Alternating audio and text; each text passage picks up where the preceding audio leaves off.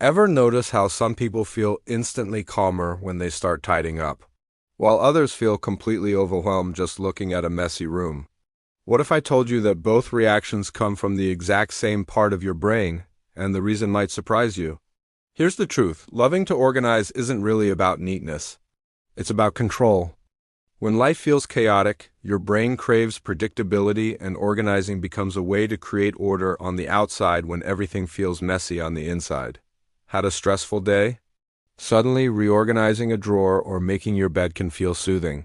That's not coincidence. Your brain is literally trying to stabilize you. Science even backs it up. Finishing small tasks releases dopamine, the good job chemical, and a tidy room can lower cortisol, your stress hormone, but it goes deeper. Your subconscious reads your environment like a safety signal. Clutter is like unfinished business whispering all day long. For sensitive people, that whisper becomes noise. Organizing isn't about impressing anyone, it's about feeling safe, quiet, and in control. For others, organizing is pure self-expression. Arranging books, plants, or furniture turns your home into a living canvas, and the rhythm of sweeping or sorting, it's a form of meditation that grounds you without ever sitting still. And emotionally, decluttering is about letting go. Every item you release, a broken gadget, old clothes, unused gifts, is like saying, I don't need this part of me anymore.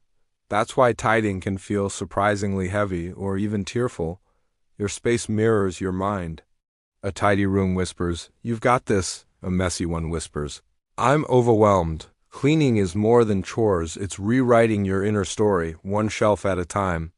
Closing call to action 10 sec, so next time organizing makes you feel lighter, don't downplay it. That's real self-care happening in real time. Your mind, body, and soul aligning. Are you someone who feels peace after tidying or overwhelmed by clutter? Drop a comment, I want to know. And hit subscribe because we break down everyday habits and the psychology behind them simply.